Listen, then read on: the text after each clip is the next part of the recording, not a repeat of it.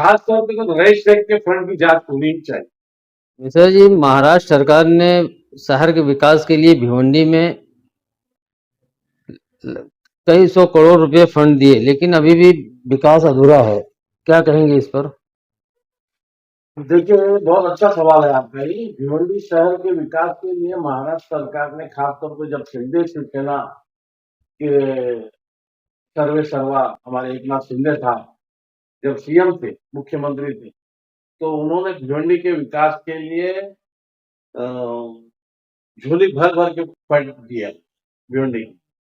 और उससे पहले भी पानी की समस्या के लिए 100 एमएलडी के पानी के लिए भी 427 करोड़ की निधि सरकार ने मंजूर की कि जैसे जैसे वहां की जरूरत पानी की समस्या जो थी भिवंडी उसके लिए। और तकरीबन लगभग अ, माननीय मुख्यमंत्री साहब जब शिंदे साहब थे तो उन्होंने भी कई सौ करोड़ रुपया भिवंडी के लिए फंड दिया है।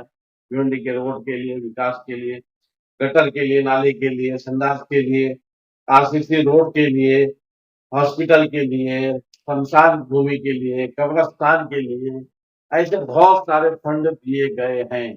और बहुत सारे फंड के द्वारा कार्य हुआ भी है, लेकिन कार्य दिखता नहीं। और दिखता भी है तो हमारे भिवंडी शहर की भाषा में कहेंगे तो नल्ला काम दिखता है, नल्ला। मतलब बोगस काम काज हुआ है। और ढाक के 3 पात और इन सब की बड़े स्तर पर जांच होनी चाहिए। ये कोई साधारण भ्रष्टाचार नहीं है, तो बहुत बड़ा भ्रष्टाचार बोलूंगा मैं। और ये चाहे विधायक ने फंड लाया हो, माननीय रईस शेख ने फंड लाया हो, आमदार रईस शेख ने फंड लाया हो, उन फंड की भी सबकी जांच हो। और उस जांच का सीधा एक तरीका है वर्क ऑर्डर। जितने भी कामों के वर्क ऑर्डर निकले, इनके वर्क ऑर्डर लेकर के वो ठेकेदार द्वारा किया हुआ काम की सारे कामों की जांच होनी चाहिए। चाहे गटर हो, नाला हो, आरसीसी रोड हो, कब्रिस्तान हो, शमशान भूमि हो, इन सब के फंड की जांच होनी चाहिए। और मेरा पूर्ण नहीं, संपूर्ण विश्वास है कि इसमें बहुत बड़ा भ्रष्टाचार निकलेगा।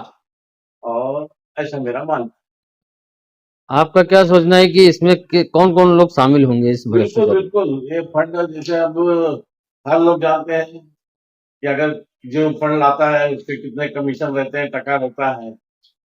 महानगर पालिका द्वारा जब वो फंड आया तो आता है तो उनके सारे टके बंधे हुए हैं।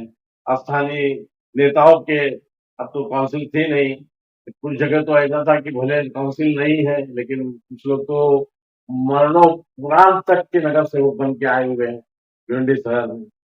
कई कोई तो 3 साल कॉर्पोरेशन नहीं था, 3 साल महानगर पालिका नहीं थी, प्रशासक था, लेकिन नगर सेवकों की गाड़ी से नगर सेवक का वोट नहीं निकला।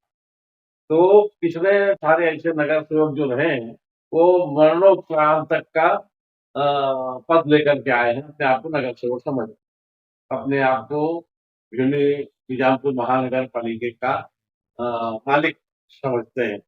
और उनकी दखल-अंदाज़ी उनके वार्डों में, उनके द्वारा सरकार द्वारा दिए गए फंड की अंदर दखल-अंदाज़ी रहती है, उनके परसेंटेज बंधे रहते हैं, ये पूरा जग जानता है, पूरा शहर जानता है।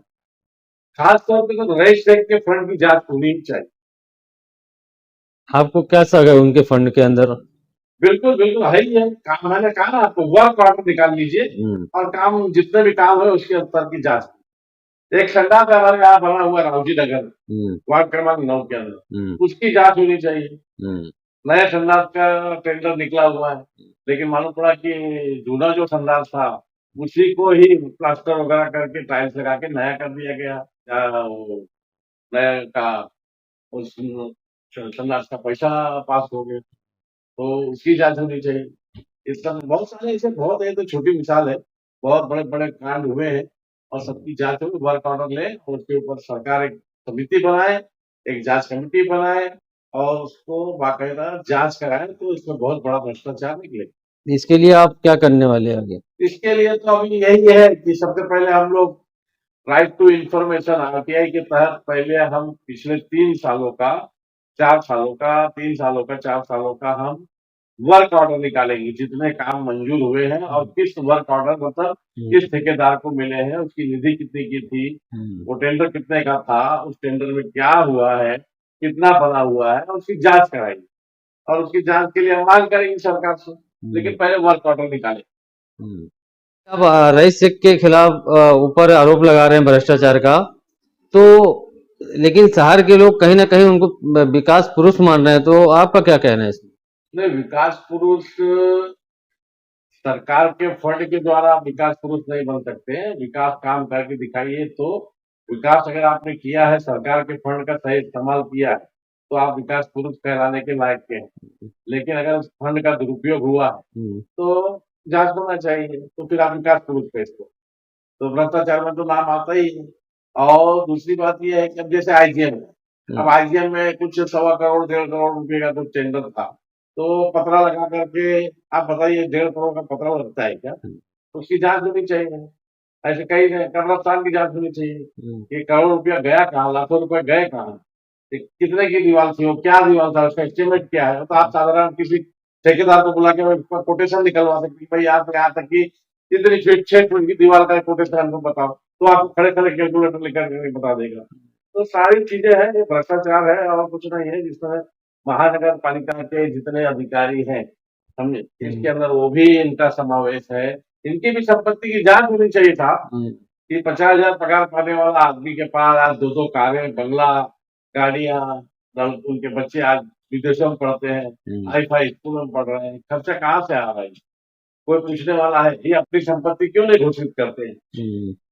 ऐसा प्रावधान है, ये बंद लिफाफे में रखा हुआ है। इनका तो बायोडेटा पूरा सब ऑनलाइन अपडेट होना चाहिए, देखना चाहिए कि इनके पास संपत्ति क्या है। कभी अपडेट नहीं करते, कोई प्रॉपर्टी का इन लोगों ने लेखा जोखा दिया नहीं। इनकी सबकी संपत्ति की जांच होनी ही चाहिए। महानगर पालिका के बड़े बड़े जितने अधिकारी हैं उनकी संपत्ति की जांच होना अनिवार्य है। बहुत बड़े बड़े भ्रष्टाचार के इसके अंदर उजागर होते हैं।